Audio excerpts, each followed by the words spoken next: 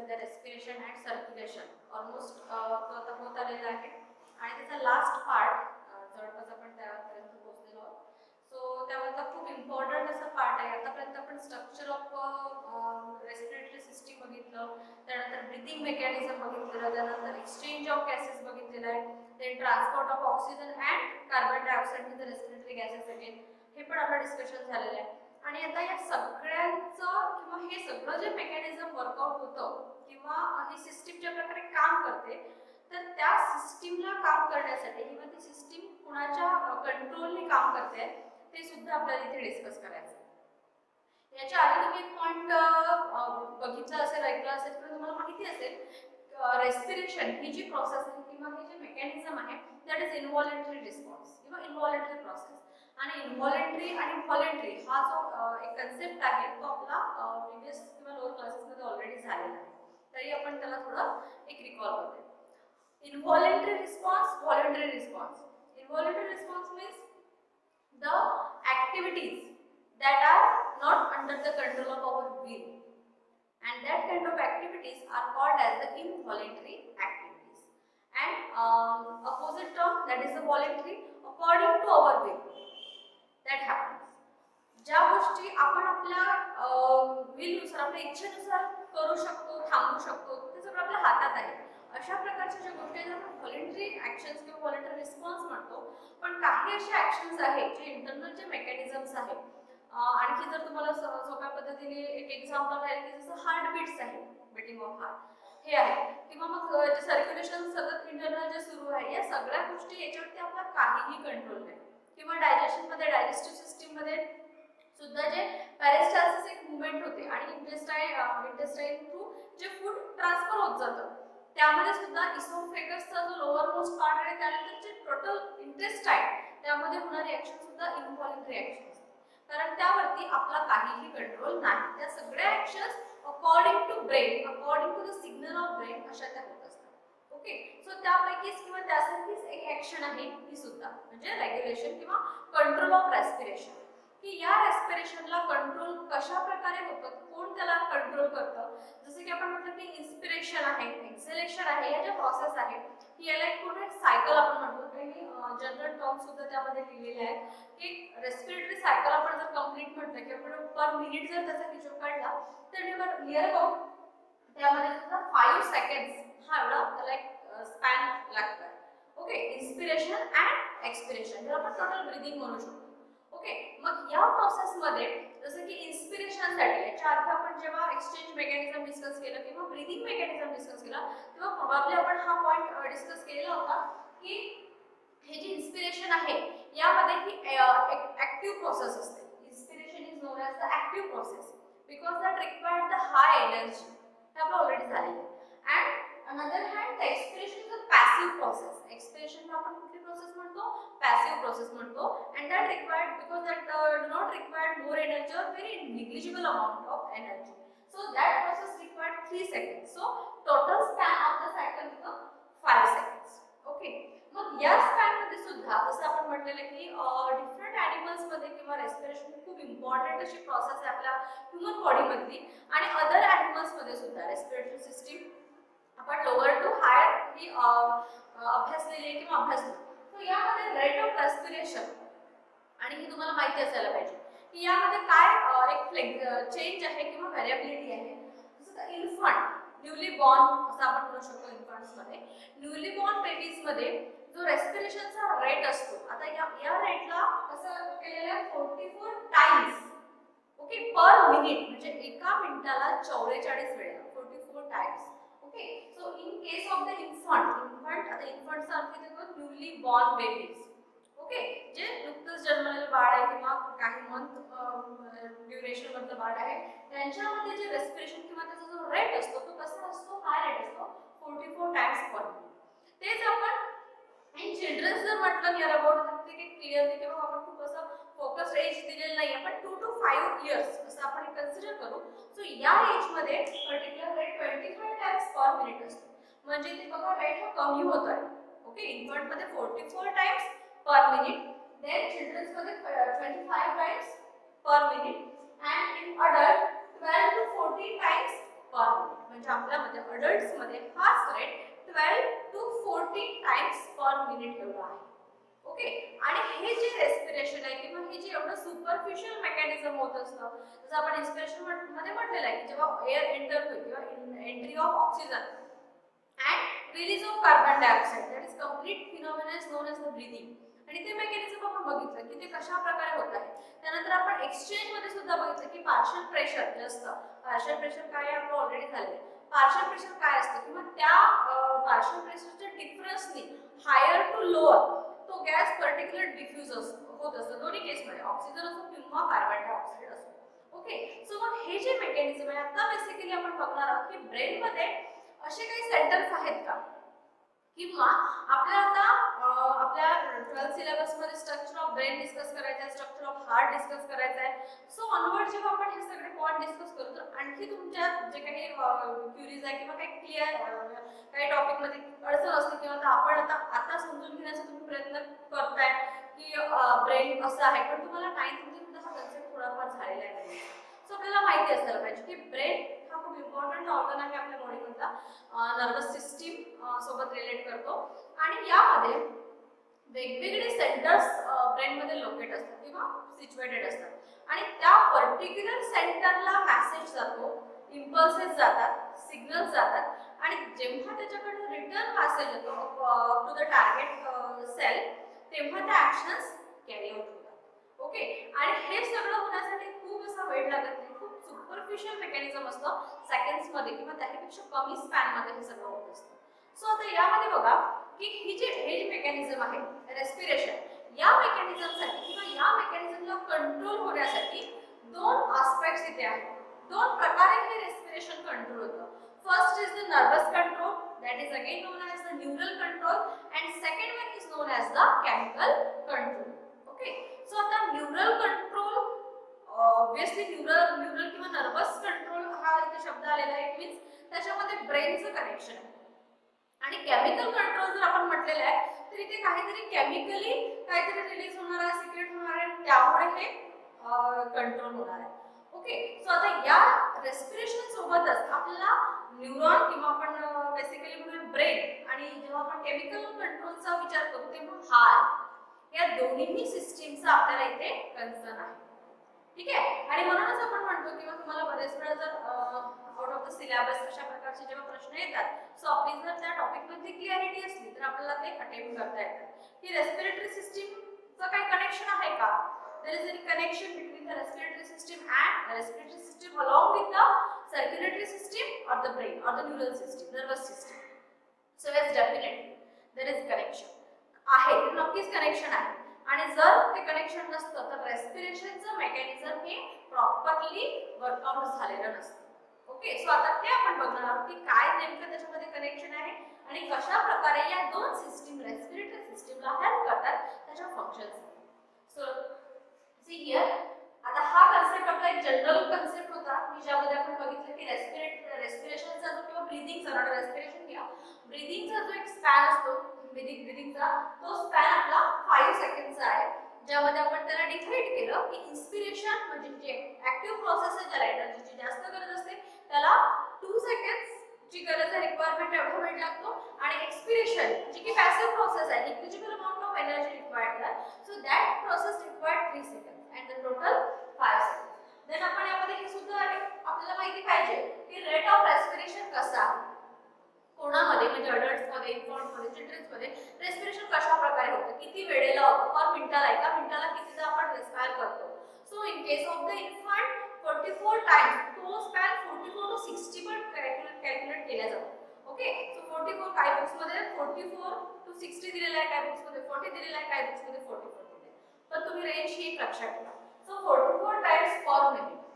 In case of the children again from 2 to 5 years age, so आता 2 to 5 years म्हटलं म्हणजे 2 years पर्यंत किंवा त्याच्या आधीपर्यंत रेट काय राहणार आहे 44 times. Okay. Then 25 times per minute. And in case of the adult the rate of respiration 12 to 14 times per minute. Okay. This is about the general concept or the general information about the respiration. Now actual concept is here regulation or the control of respiration and and regulation and control of respiration carried out by two ways. The first is neural control or the nervous control, and second one is the chemical control. Second is the chemical control. So one by one we will discuss it. Nervous or the neural control. In our brain, three respiratory centers are located or situated. आपल्या brain मध्ये तीन centres situated असतात जे particularly या पूर्ण प्रोसेसला control करतात. Okay, so the three respiratory centers located in the brain, and these centers also called as rhythmic centers. Okay, so आपल्याला जर एक्झाम मध्ये write note on the rhythmic center असं जर थोडं out of the main syllabus किंवा असं थोडा वेगळा प्रश्न आला तर आपल्याला कन्फ्यूज व्हायचं नाहीये. रेस्पिरेटरी सेंटर्स जे आहेत, जे रेस्पिरेशनला कंट्रोल करतात, त्याला रिदमिक सेंटर असं सुद्धा म्हणतात. ओके, कारण ते एका रिदमिक मॅनर मध्ये ती सगळी प्रोसेस होत आहे. So three respiratory centers located in the brain, and these centers are also called as the rhythmic center. Out of that, first center is known as the inspiratory center. Inspiratory center, expiratory center, and pneumotaxic center. Okay, आणि याला आपल्याला हाच topic जसं का control and regulation of respiration आहे, हा फक्त obviously फक्त थेरी मी इथे लिहिलेली आहे किंवा थेरी तुम्हाला फक्त मी एक्सप्लेन करते. आणि कुठलीही गोष्ट जेव्हा आपण थेरॉटिकली अभ्यासतो, बुक्स मध्ये सुद्धा जर तुम्ही एक पॅराग्राफ वाचता तर तुम्हाला ते समजायला थोडं जड जातं की मी इथे सुद्धा आता मी तुम्हाला थेरॉटिकली एक्सप्लेन करते. सो तुम्हाला लगेचच मी सांगते आणि तुम्हाला कळेल किंवा थोडं डिफिकल्टीज येऊ शकतात, पण लगेचच आपण आपल्या दुसऱ्या व्हिडिओमध्ये याला डायग्रामॅटिकली सुद्धा एक्सप्लेन करणार. सो कुठल्याच प्रकारे आपल्याला रिस्क घ्यायची नाहीये किंवा डायग्रामॅटिकली समजल्यानंतर त्याचे पॉइंट्स कसे लिहायचे किंवा त्याचे शॉर्ट नोट्स कसे काढायचे हाही क्वेश्चन तुमच्या समोर राहणार नाही, कारण तो आपण ऑलरेडी सॉल्व केलेला आहे. आणि त्यानंतर बेसिकली हे सेंटर्स कुठे आहेत. आता हे असं म्हटलेलं आहे की ब्रेन मध्ये तीन रेस्पिरेटरी सेंटर्स आहेत, पण जर मी डायरेक्ट डायग्राम त्याच्यावरती काढली आणि तुम्हाला दाखवली की हे असे सेंटर्स आहेत, तुम्हाला लगेच ते कळेल. सो आपण त्या प्रकारे सुद्धा हे घेणार आहोत. सो आता फक्त याची थेरी समजून घ्या की काय आहे. तीन सेंटर्स ब्रेन मध्ये लोकेट आहेत आणि त्या तीन सेंटर पैकी बेसिकली जो त्याचा पूर्ण एक रिदम जो एक कंट्रोल करतो तो सेंटर मेडुला ऑब्लांगाटा मध्ये आहे. ब्रेन किंवा बेसिक त्याचा आपल्याला माहिती आहे की ब्रेन मध्ये जो त्याचा एक स्टेम असतो, ब्रेन स्टेम ज्याला आपण म्हणतो. ओके, ब्रेन स्टेम मध्ये जे पार्ट आपण डिस्कस करतो त्यामध्ये आपण दोन इम्पॉर्टंट पार्ट डिस्कस करतो, पॉन्स व्हॅरेलाय आणि मेडुला ऑब्लांगाटा. आणि मेडुला ऑब्लांगाटा हा खूप इम्पॉर्टंट आहे because lot of involuntary actions control by the medulla oblongata. आणि ब्रेनचे फंक्शन्स किंवा ब्रेनच्या प्रत्येक पार्टचे फंक्शन ते आपल्या दुसऱ्या चॅप्टर मध्ये आपण कव्हर करणार आहोत. ओके, आणि बरेच वेळा त्यासाठी ते क्वेश्चन पण एक्झाम मध्ये आलेले आहेत की व्हाय की brain medulla oblongata become injured, in that case death happen. असं का बरं होतं की मेडुला ऑब्लांगाटा काही डॅमेज झालं तर त्या केस मध्ये डेथ सुद्धा होऊ शकते because lot of almost involuntary actions are controlled by the brain. Okay, आता आणि बेसिकली आपण रेस्पिरेशन बघतोय. सो रेस्पिरेशन मधले जे मेन सेंटर्स आहेत ते मेडुला ऑब्लांगाटा मध्ये सिच्युएटेड आहेत. So the inspiratory centre, expiratory centres, these two centers are located in the medulla oblongata. Then third center, pneumotaxic center. Okay, pneumotaxic center that is located in the pons varae. आणि याचा जो sequence आहे तो आपला ज्या प्रकारचा येणार आहे तो आपण करंट पॉल्स याचे जे लोकेशन आहे ते अप्पर मोस्ट साइडला आहे. आपण जर ते स्ट्रक्चर ड्रॉ करतो तेव्हा तुमच्या लक्षात येईल. आणि ब्रेन स्टेम किंवा मेडुला हा लोअर साइडला. सो ड्रॉ करताना किंवा आपण जर ते तिथे त्याचं लेवल करू तेव्हा ते आधी पॉन्स व्हॅरेलायच्या सेंटर्स येतील आणि नंतर मेडुला ऑब्लांगाटाच्या सेंटर्स येतील. ओके, पण बेसिकली रिदम जी आहे किंवा रेस्पिरेशनला प्रोसेसला कंट्रोल करून करते inspiratory centres and expiratory centres. So now inspiratory center, it is located in the medulla oblongata. अगदी सिंपल पद्धतीने तुम्हाला मी ते एक्सप्लेन करते किंवा तसे शॉर्ट नोट्स मी ते तयार केलेले आहे जे तुम्हाला हेल्पफुल ठरतील. So inspiratory center, it is located in the medulla oblongata. It controls the normal breathing. Very important point is this. Normal breathing. ठीक आहे, म्हणजे आपण जे रेग्युलर किंवा नॉर्मली आपले जे ब्रीदिंग होत असतं, ज्यामध्ये आता नॉर्मल ब्रीदिंगचा अर्थ असा आहे की तिथे कुठेही फोर्सफुल आलेलं नाही, फोर्सफुल एक्झलेशन किंवा फोर्सफुल इन्स्पिरेशन तिथे आलेलं नाही. नॉर्मली जसं तर नॉर्मली आपण ब्रीथ करतोय, पण तेच जर आपण म्हटलं की आपण खूप धावून म्हणून तरी आलेलो आहे, तुम्ही स्टेप्स चढून वर गेलात, तर आपला ब्रीथिंग रेट हा इन्क्रीज होतो, बरोबर. आणि त्या पिरियड मध्ये किंवा त्याला आपण नॉर्मल ब्रीथिंग म्हणत नाही, पण सध्या किंवा रेग्युलर आपण आहोत, स्टडी फेज मध्ये आहोत, कुठलेही आपण काम करत नाहीये किंवा आपण एक रिलॅक्स फेज मध्ये आहोत, तेव्हा आपलं जे ब्रीथिंग होतं that breathing is known as the normal breathing. And for that control of that kind of breathing or the normal breathing center is inspiratory center. So inspiratory center is located in the medulla oblongata is the first point. Then what is the function of that inspiratory center? Inspiratory center control the normal breathing or regulate the normal breathing. म्हणजे basically जर आपण विचार केला तर most of the time आपल्याला या सेंटरचं काम आहे, किंवा आपले जे ऑलमोस्ट ब्रीथिंगला जे कंट्रोल करतो ते कुठलं सेंटर करतो? Inspiratory centre. Second one is the expiratory centre. आता एक्सपिरेटरी सेंटर किंवा एक्सपिरेटरी सेंटर म्हटलेलं म्हणजेच मग काय झालं की याचा कन्सर्न एक्सपिरेशन सोबत आहे, बट जनरल और इन जनरली दॅट इनएक्टिव्ह फेज, म्हणजे आपल्याला रेग्युलरली या सेंटरचं काम नाही किंवा आपल्या ब्रेनला रेग्युलरली या सेंटरचं काम पडत नाही. Generally it is inactive but active during the forceful exhalation. Okay, म्हणजे जसं आपण थोड्या वेळ आधी म्हटलं की आपण तुम्ही कुठल्या तरी स्टेप्स पायऱ्या चढून धावत धावत पायऱ्या चढून वर आलात, त्या केस मध्ये काय होईल की तुमचा जो रेट आहे किंवा रिक्वायरमेंट ती वाढेल, आणि त्या केस मध्ये जे आपण ज्या प्रकारचं एक्सलेशन होईल, ज्या प्रकारचं एक्सपिरेशन होईल, that expiration is known as the forceful expiration. So that or for that control or for that regulation the center is there that is known as the expiratory center. So here it is also located in the medulla oblongata.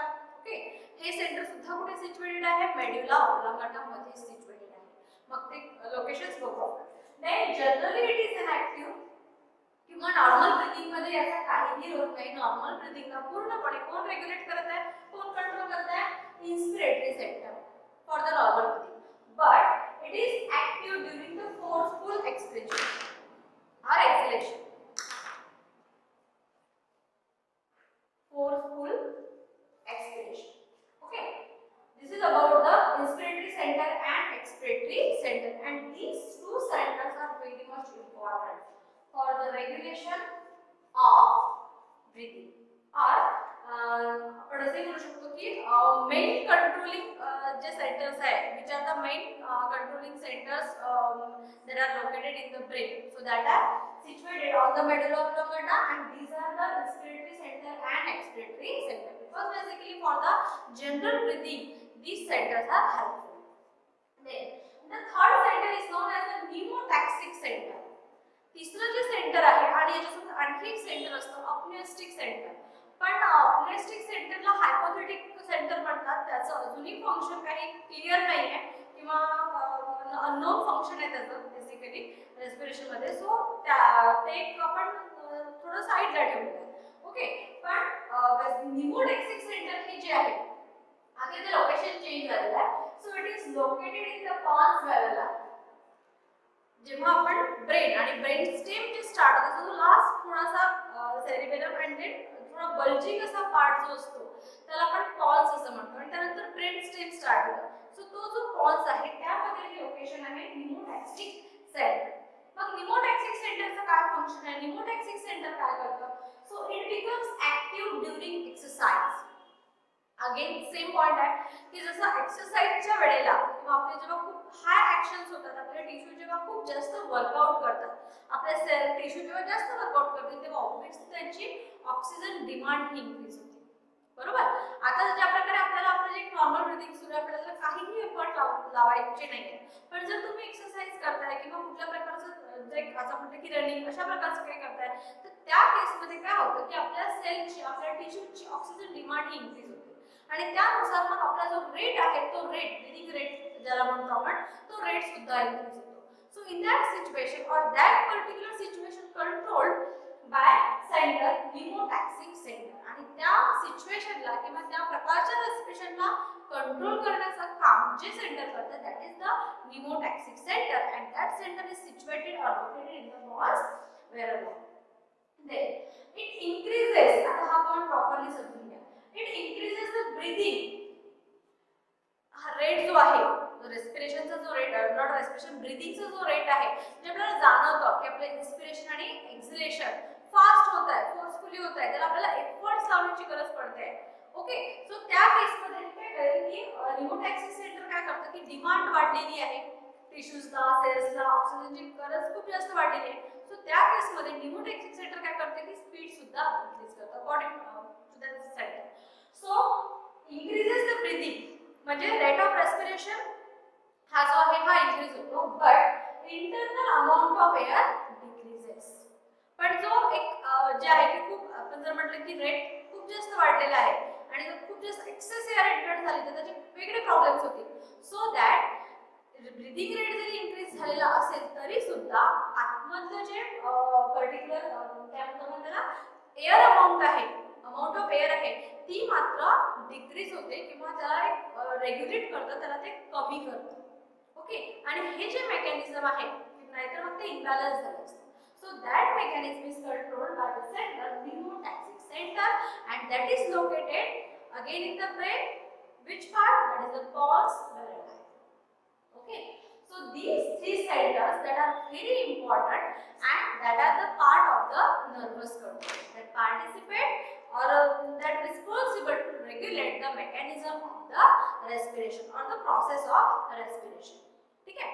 So nervous control मध्ये basically आपल्याला लक्षात ठेवायचं आहे questions again सांगणार मी की questions ज्या प्रकारचा आला त्या प्रकारे तुम्हाला त्याला अटेम्प्ट करायचं आहे. ठीक आहे 2 मार्क्सच्या प्रश्नासाठी आपल्याला खूप लिहायचं नाहीये पण स्पेसिफिसिटी आपल्याला बघायची की जर आपल्याला स्पेसिफिकली नर्वस सेंटर आल्यावर केमिकल सेंटर लिहिण्याची गरज नाही. प्रश्न जर फक्त आला एक्सप्लेन नर्वस सेंटर ओके किंवा write note on the nervous control हा जर प्रश्न आला तर तिथे तुम्हाला एक्सपेक्टेशन केमिकल कंट्रोलचा एकही शब्द लिहायचा नाही पण प्रश्नाचं स्वरूप बघायचं की तोच प्रश्न जर 2 मार्क्ससाठी आहे जस्ट तुम्ही लेबल्स केले किंवा जस्ट सिंपल वन स्टेटमेंट दिले देर ओके पण तोच प्रश्न जर 3 मार्क्ससाठी असेल तर वाटतं तुम्हाला त्याला थोडा प्रॉपरली एक्सप्लेन करावा लागेल. ठीक आहे आणि हा टॉपिक प्रिपेअर करते वेळेला जसं आता आपण म्हटलं की या पार्टमध्ये आपण याला फक्त थेरोटिकली एक्सप्लेन करतोय याच्या नेक्स्ट पार्टमध्ये नेक्स्ट व्हिडिओमध्ये याला आपण डायग्रामॅटिकली सुद्धा एक्सप्लेन करणार आहोत जेणेकरून तुम्हाला समजायला पण सोपं जाईल तो टॉपिक आणि ॲज अ लॉंग वेटेज जर आला न्यूरल कंट्रोल सुद्धा कारण आता रेस्पिरेशन अगेन इम्पॉर्टंट चॅप्टर आहे चॅप्टरमधला पार्ट आहे. सो आपण ऑलमोस्ट त्याच्यामध्ये जे जे पॉईंट्स डिस्कस केले किंवा जे जे आपण टॉपिक्स डिस्कस केलेले आहे ते तुम्ही कन्सिडर करा की हे आपल्याला as a 12 hello students. So topic आपला सुरू आहे सध्या रेस्पिरेशन अँड सर्क्युलेशन ऑलमोस्ट आता होत आलेला आहे आणि त्याचा लास्ट पार्ट जवळपास आपण त्यापर्यंत पोहोचलेलो आहोत.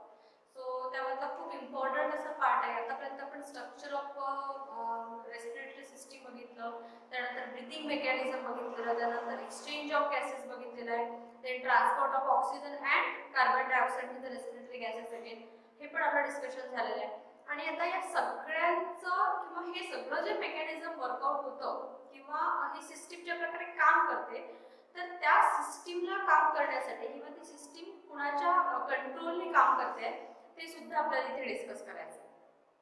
याच्या आधी तुम्ही एक पॉइंट बघितलं असेल ऐकलं असेल किंवा तुम्हाला माहिती असेल रेस्पिरेशन ही जी प्रोसेस आहे किंवा हे जे मेकॅनिझम आहे दॅट इज इनव्हॉलंटरी रिस्पॉन्स किंवा इनव्हॉलंटरी प्रोसेस आणि इनव्हॉलंटरी आणि व्हॉलंटरी हा जो एक कन्सेप्ट आहे तो आपला प्रिव्हियस किंवा लोअर क्लासेसमध्ये ऑलरेडी झालेला आहे तरी आपण त्याला थोडं एक रिकॉल करूया. इनव्हॉलंटरी response voluntary response. इनव्हॉलंटरी response means the activities that are not under the control of our will and that kind of activities are called as the involuntary activities and opposite term that is the voluntary according to our will that happens. ज्या गोष्टी आपण आपल्या will नुसार आपल्या इच्छेनुसार करू शकतो थांबवू शकतो ते सगळं आपल्या हातात आहे अशा प्रकारच्या ज्या गोष्टी आहेत आपण व्हॉलंटरी ॲक्शन्स किंवा व्हॉलंटरी रिस्पॉन्स म्हणतो. पण काही असे ॲक्शन्स आहेत जे इंटरनल जे मेकॅनिझम्स आहेत आणखी जर तुम्हाला सोप्या पद्धतीने एक एक्झाम्पल राहील की जसं हार्टबीट्स आहे बीटिंग ऑफ हार्ट हे आहे किंवा मग जे सर्क्युलेशन सतत इंटरनल जे सुरू आहे या सगळ्या गोष्टी याच्यावरती आपला काहीही कंट्रोल नाही. किंवा डायजेशन मध्ये डायजेस्टिव्ह सिस्टीम मध्ये सुद्धा जे पेरिस्टाल्सिस एक मूवमेंट होते आणि इंटेस्टाईन थ्रू जे फूड ट्रान्सफर होत जातं त्यामध्ये सुद्धा इसोफेगसचा जो लोअर मोस्ट पार्ट आहे त्यानंतर जे टोटल इंटेस्टाईन त्यामध्ये होणारी ऍक्शन सुद्धा इनव्हॉल्युंटरी ऍक्शन असते, कारण त्यावरती आपला काहीही कंट्रोल नाही. त्या सगळ्या actions according to brain, according to the signal of brain अशा त्या होत असतात. ओके, सो त्यापैकीच किंवा त्यासारखीच एक ऍक्शन आहे ही सुद्धा म्हणजे रेग्युलेशन किंवा कंट्रोल ऑफ रेस्पिरेशन. की या रेस्पिरेशनला कंट्रोल कशा प्रकारे होतं, कोण त्याला कंट्रोल करतं. जसं की आपण म्हटलं की इन्स्पिरेशन आहे, एक्सेलेशन आहे, या ज्या प्रोसेस आहेत की याला एक पूर्ण सायकल आपण म्हणतो. काही जनरल टर्म सुद्धा त्यामध्ये लिहिलेले आहेत की रेस्पिरेटरी सायकल आपण जर कंप्लीट म्हटलं की आपण पर मिनिट जर त्याचा हिशोब काढला तर नियर अबाउट त्यामध्ये सुद्धा 5 सेकंड्स हा एवढा त्याला एक स्पॅन लागतोय. ओके, इन्स्पिरेशन अँड एक्सपिरेशन ज्याला आपण टोटल ब्रीदिंग म्हणू शकतो. ओके, मग या प्रोसेस मध्ये जसं की इन्स्पिरेशन साठी याच्या आधी आपण जेव्हा एक्सचेंज मेकॅनिझम डिस्कस केलं किंवा ब्रीदिंग मेकॅनिझम डिस्कस केला तेव्हा प्रोबॅबली आपण हा पॉइंट डिस्कस केलेला होता की हे जे इन्स्पिरेशन आहे यामध्ये ही एक ऍक्टिव्ह प्रोसेस असते. Inspiration is known as the active process because that required the high energy. हे आपलं ऑलरेडी झालेलं आहे. And another hand the expiration is a passive process. एक्सपिरेशनला आपण कुठली प्रोसेस म्हणतो, पॅसिव्ह प्रोसेस म्हणतो. And that required because that do not required more energy or very negligible amount of energy. So that process required 3 seconds. So total span of the cycle become 5 seconds. Okay, मग या span मध्ये सुद्धा जसं आपण म्हटलेलं की different animals मध्ये किंवा रेस्पिरेशन खूप इम्पॉर्टंट अशी प्रोसेस आहे आपल्या ह्युमन बॉडी मधली आणि अदर ॲनिमल्स मध्ये सुद्धा रेस्पिरेटरी सिस्टीम आपण लोअर टू हायर ही अभ्यासलेली आहे किंवा अभ्यासतो. सो यामध्ये रेट ऑफ रेस्पिरेशन आणि हे तुम्हाला माहिती असायला पाहिजे की यामध्ये काय एक चेंज आहे किंवा व्हेरिएबिलिटी आहे.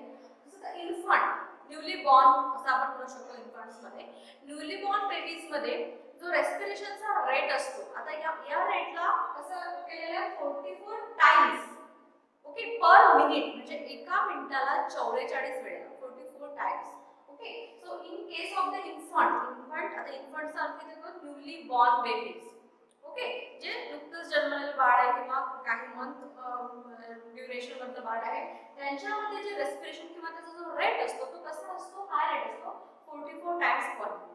तेच आपण इन चिल्ड्रन्स जर म्हटलं नियर अबाउट ते की क्लिअरली किंवा आपण खूप असं फोकस एज दिलेलं नाही, आपण 2 to 5 इयर्स असं आपण कन्सिडर करू. सो या एज मध्ये particular rate 25 times per minute असतो. म्हणजे ते बघा रेट हा कमी होत आहे. ओके, इन्फंट मध्ये 44 times per minute, then childrens मध्ये 25 times per minute and in adult 12 to 14 times per minute. म्हणजे आपल्यामध्ये अडल्ट्स मध्ये हाच rate 12 to 14 times per minute एवढा आहे. ओके, आणि हे जे रेस्पिरेशन आहे किंवा हे जे एवढं सुपरफिशियल मेकॅनिझम होत असतं जसं आपण इन्स्पिरेशन मध्ये म्हटलेलं आहे की जेव्हा एअर एंटर होईल किंवा entry of oxygen and release of carbon dioxide that is complete phenomena is known as the breathing. आणि ते मेकॅनिझम आपण बघितलं की ते कशा प्रकारे होत आहे. त्यानंतर आपण एक्सचेंज मध्ये सुद्धा बघितलं की पार्शियल प्रेशर जे असतं, पार्शियल प्रेशर काय आहे आपलं ऑलरेडी झालेलं आहे. पार्शियल प्रेशर काय असतं किंवा त्या पार्शियल प्रेशरच्या डिफरन्सनी हायर टू लोअर तो गॅस पर्टिक्युलर डिफ्यूज होत असतो दोन्ही केसमध्ये, ऑक्सिजन असो किंवा कार्बन डायऑक्साइड असो. ओके, सो मग हे जे मेकॅनिझम आहे आता बेसिकली आपण बघणार आहोत की ब्रेन मध्ये असे काही सेंटर्स आहेत का किंवा आपल्याला आता आपल्या 12th सिलेबस मध्ये स्ट्रक्चर ऑफ ब्रेन डिस्कस करायचं आहे, स्ट्रक्चर ऑफ हार्ट डिस्कस करायचं आहे. सो ऑनवर्ड जेव्हा आपण हे सगळे पॉइंट डिस्कस करू तर आणखी तुमच्या जे काही क्युरीज आहे किंवा काही क्लिअर काही टॉपिक मध्ये अडचण असते किंवा आपण आता समजून घेण्याचा तुम्ही प्रयत्न करताय की ब्रेन कसं आहे, पण तुम्हाला 9th मध्ये सुद्धा हा कन्सेप्ट थोडाफार झालेला आहे.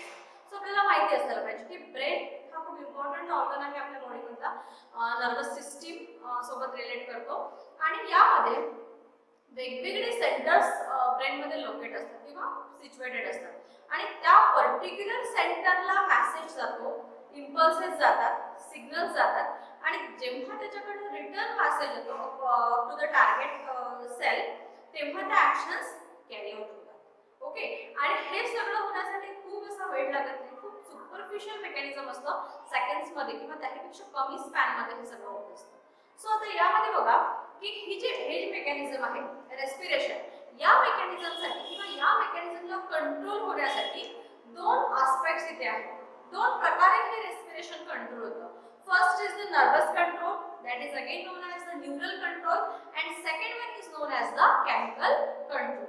Okay, so आता neural control, obviously neural किंवा nervous control हा इथे शब्द आलेला आहे. इट मीन्स त्याच्यामध्ये ब्रेनचं कनेक्शन आहे. आणि केमिकल कंट्रोल जर आपण म्हटलेलं आहे तर इथे काहीतरी केमिकली काहीतरी रिलीज होणार आहे, सिक्रेट होणार आहे, त्यामुळे हे कंट्रोल होणार आहे. ओके, सो आता या रेस्पिरेशन सोबतच आपल्याला न्यूरॉन किंवा आपण बेसिकली म्हणूया ब्रेन, आणि जेव्हा आपण केमिकल कंट्रोलचा विचार करतो तेव्हा हार्ट, या दोन्ही सिस्टीमचा आपल्याला इथे कन्सर्न आहे. ठीक आहे, आणि म्हणूनच आपण म्हणतो किंवा तुम्हाला बरेच वेळा जर आउट ऑफ द सिलेबस अशा प्रकारचे जेव्हा प्रश्न येतात, सो आपली जर त्या टॉपिक मध्ये क्लिअरिटी असली तर आपल्याला ते अटेम्प्ट करता येतात की रेस्पिरेटरी सिस्टीमचं काही कनेक्शन आहे का. There is a connection between the respiratory system and the respiratory system along with the circulatory system or the brain or the neural system, nervous system. So yes, definitely there is connection.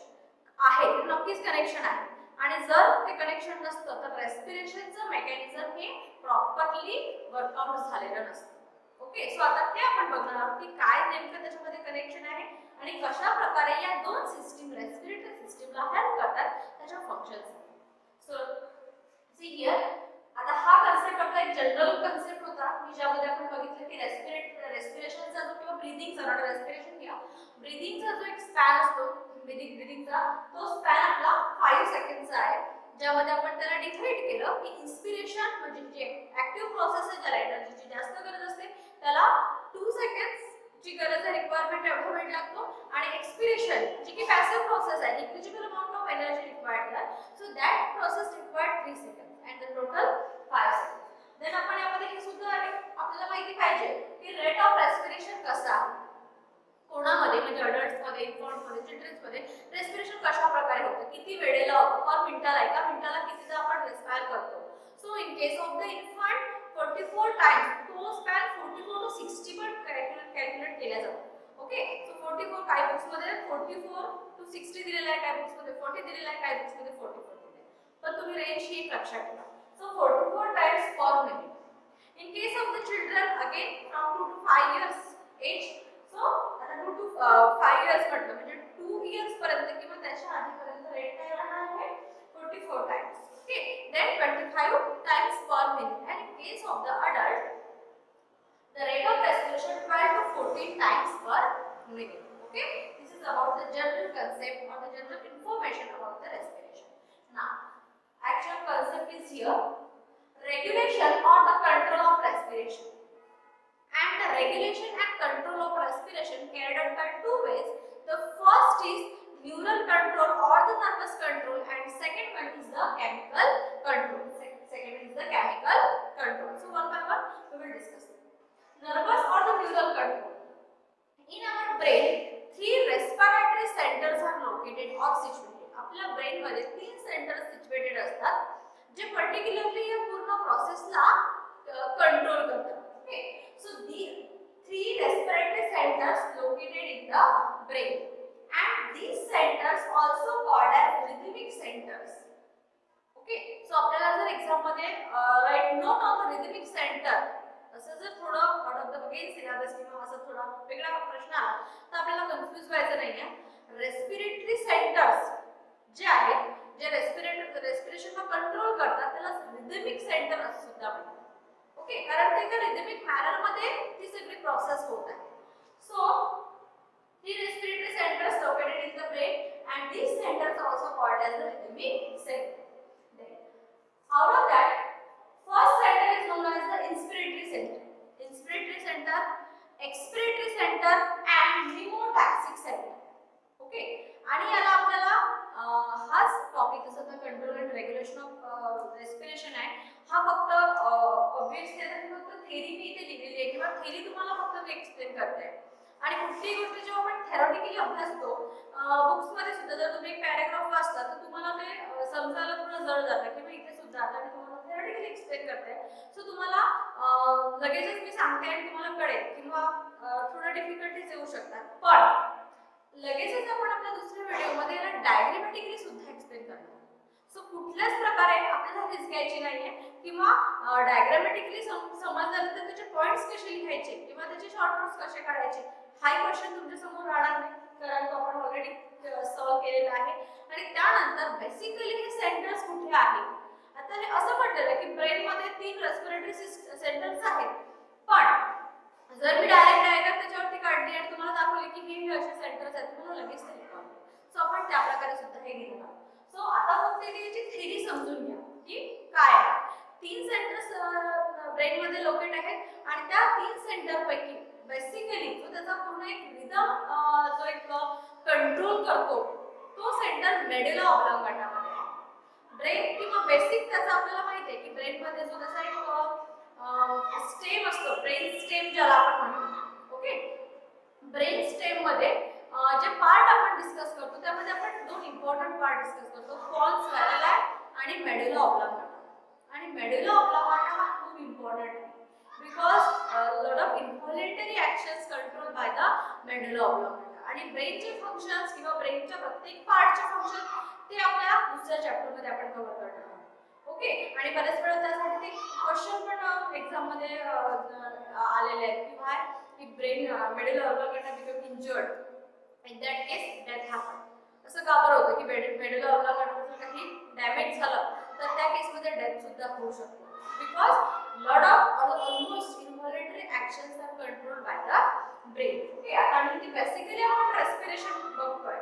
So respiration मधले जे main centres आहेत ते medulla oblongata मध्ये situated आहेत. So the inspiratory centre, expiratory centres, these two centers are located in the medulla oblongata.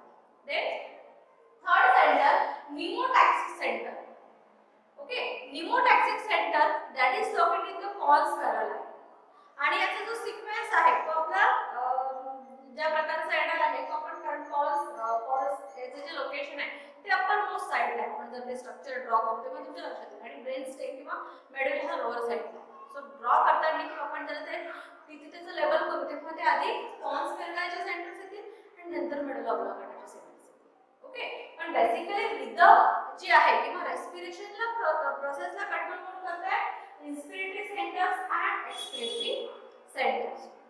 So now inspiratory center it is located in the medulla oblongata. अगदी simple पद्धतीने तुम्हाला मी ते explain करते किंवा तसे short notes मी ते तयार केलेले आहे जे तुम्हाला हेल्पफुल ठरतील. So inspiratory center it is located in the medulla oblongata. It controls the normal breathing. Very important point is this. Normal breathing. ठीक आहे, म्हणजे आपण जे रेग्युलर किंवा नॉर्मली आपलं जे ब्रीदिंग होत असतं ज्यामध्ये आता नॉर्मल ब्रीदिंगचा अर्थ असा आहे की तिथे कुठेही फोर्सफुल आलेलं नाही, फोर्सफुल एक्झलेशन किंवा फोर्सफुल इन्स्पिरेशन तिथे आलेलं नाही. नॉर्मली जसं तर नॉर्मली आपण ब्रीथ करतोय, पण तेच जर आपण म्हटलं की आपण खूप धावून म्हणून तरी आलेलो आहे, तुम्ही स्टेप्स चढून वर गेलात तर आपला ब्रीदिंग रेट हा इन्क्रीज होतो, बरोबर. आणि त्या पिरियड मध्ये किंवा त्याला आपण नॉर्मल ब्रीदिंग म्हणत नाही, पण सध्या किंवा रेग्युलर आपण आहोत, स्टडी फेज मध्ये आहोत, कुठलेही आपण काम करत नाहीये किंवा आपण एक रिलॅक्स फेज मध्ये आहोत, तेव्हा आपलं जे ब्रीदिंग होतं that breathing is known as the normal breathing. And for that control of that kind of breathing or the normal breathing centre is inspiratory centre. So inspiratory center is located in the medulla oblongata is the first point. Then what is the function of that inspiratory center? Inspiratory center control the normal or regulate the normal. म्हणजे basically जर आपण विचार केला तर most of the time आपल्याला या सेंटरचं काम आहे किंवा आपले जे ऑलमोस्ट ब्रीदिंग ला जे कंट्रोल करतो ते कुठलं सेंटर करतो? Inspiratory centre. Second one is the expiratory centre. आता एक्सपिरेटरी सेंटर किंवा एक्सपिरेटरी सेंटर म्हटलेलं आहे म्हणजेच मग काय झालं की याचा कन्सर्न एक्सपिरेशन सोबत आहे, बट जनरल और इन जनरली दॅट इनएक्टिव्ह फेज. म्हणजे आपल्याला रेग्युलरली या सेंटरचं काम होतं किंवा आपल्या ब्रेनला रेग्युलरली या सेंटरचं काम पडत नाही. Generally it is inactive but active during the forceful exhalation. Okay, म्हणजे जसं आपण थोड्या वेळ आधी म्हटलं की आपण तुम्ही कुठल्या तरी स्टेप्स पायऱ्या चढून धावत धावत पायऱ्या चढून वर आला, त्या केसमध्ये काय होईल की तुमचा जो रेट आहे किंवा रिक्वायरमेंट ती वाढेल आणि त्या केसमध्ये जे आपण ज्या प्रकारचं एक्सेलेरेशन होईल, ज्या प्रकारचं एक्सपिरेशन होईल, that expiration is known as the forceful expiration. So that or for that control or for that regulation the center is there, that is known as the expiratory center. So here it is also located in the medulla oblongata. Okay, हे centre सुद्धा कुठे situated आहे, मेड्युला oblongata मध्ये situated आहे. मग ते locations बघू. Then generally it is इनएक्टिव्ह किंवा नॉर्मल ब्रीथिंग मध्ये याचा काहीही रोल नाही. नॉर्मल ब्रीथिंगला पूर्णपणे कोण रेग्युलेट करत आहे, कोण कंट्रोल करत आहे, inspiratory centre for the normal breathing. But it is active during the forceful expiration or exhalation. Forceful expiration. Okay, this is about the inspiratory center and expiratory center, and these two centers are very much important for the regulation of breathing. Or आपण असे म्हणू शकतो की main controlling जे centres आहे, which are the main controlling centers that are located in the brain, so that are situated on the medulla oblongata, and these are the inspiratory center and expiratory center, because basically for the general breathing these centers are helpful. Then the third center is known as the pneumotaxic center. तिसरं जे centre आहे आणि याच्यासोबत आणखी एक centre असतो अप्नेस्टिक centre. पण अप्नेस्टिक सेंटरला हायपोथेटिक सेंटर म्हणतात. त्याचं अजूनही फंक्शन काही क्लिअर नाही आहे किंवा अननोन फंक्शन आहे त्याचं बेसिकली रेस्पिरेशन मध्ये. सो ते आपण थोडं साईडला ठेवूया. ओके, पण न्यूमोटॅक्सिक सेंटर हे जे आहे आता इथे लोकेशन चेंज झालेलं आहे. So it is located in the pons varolii. जेव्हा आपण ब्रेन आणि ब्रेन स्टेम जे स्टार्ट होतो, तो लास्ट थोडासा सेरिबेलम अँड देन थोडा बल्जिंग असा पार्ट जो असतो त्याला आपण पॉन्स असं म्हणतो, आणि त्यानंतर ब्रेन स्टेम स्टार्ट होतो. सो तो जो पॉन्स आहे त्यामध्ये हे लोकेशन आहे न्यूमोटॅक्सिक सेंटर. मग न्यूमोटॅक्सिक सेंटरचं काय फंक्शन आहे, न्यूमोटॅक्सिक सेंटर काय करतं? So it becomes active during exercise. Again same point आहे की जसं एक्सरसाइजच्या वेळेला किंवा आपले जेव्हा खूप हाय ऍक्शन्स होतात, आपले टिश्यू जेव्हा खूप जास्त वर्कआउट करतात, आपले सेल टिश्यू जेव्हा जास्त वर्कआउट करतील तेव्हा ऑब्व्हियसली त्यांची ऑक्सिजन डिमांड ही इन्क्रीज होते. बरोबर. आता ज्या प्रकारे आपल्याला आपलं जे नॉर्मल ब्रीथिंग सुरू आहे, आपल्याला काहीही एफर्ट लावायचे नाहीये, पण जर तुम्ही एक्सरसाइज करताय किंवा कुठल्या प्रकारचं जे असं म्हणतो की रनिंग अशा प्रकारचं काही करताय, तर त्या केसमध्ये काय होतं की आपल्या सेलची आपल्या टिश्यूची ऑक्सिजन डिमांड ही इन्क्रीज होते, आणि त्यानुसार मग आपला जो रेट आहे तो रेट ब्रीथिंग रेट ज्याला म्हणतो आपण, तो रेट सुद्धा इन्क्रीज होतो. So in that situation or that particular situation controlled by centre pneumotaxic centre, आणि त्या सिच्युएशनला किंवा त्या प्रकारच्या रेस्पिरेशनला कंट्रोल करण्याचं काम जे सेंटर करतं that is the pneumotaxic centre, and that centre is situated or located in the pons varolii. Then it increases. आता हा पॉइंट प्रॉपर्ली समजून घ्या. It increases the breathing. हा रेट जो आहे, जो रेस्पिरेशनचा जो रेट, नॉट रेस्पिरेशन, ब्रीथिंगचा जो रेट आहे, जे आपल्याला जाणवतं की आपलं इन्स्पिरेशन आणि एक्सलेशन फास्ट होत आहे, फोर्सफुली होत आहे, त्याला आपल्याला एफर्ट्स लावण्याची गरज पडते. ओके, सो त्या केसमध्ये काय करेल की न्यूमोटॅक्सिक सेंटर काय करतं की डिमांड वाढलेली आहे, टिश्यूजला सेल्सला ऑक्सिजनची गरज खूप जास्त वाढलेली आहे. सो त्या केसमध्ये न्यूमोटॅक्सिक सेंटर काय करते की स्पीड सुद्धा इन्क्रीज करतं according to that centre. So increases the breathing म्हणजे रेट ऑफ रेस्पिरेशन हा जो आहे हा इन्क्रीज होतो, but internal amount of air decreases.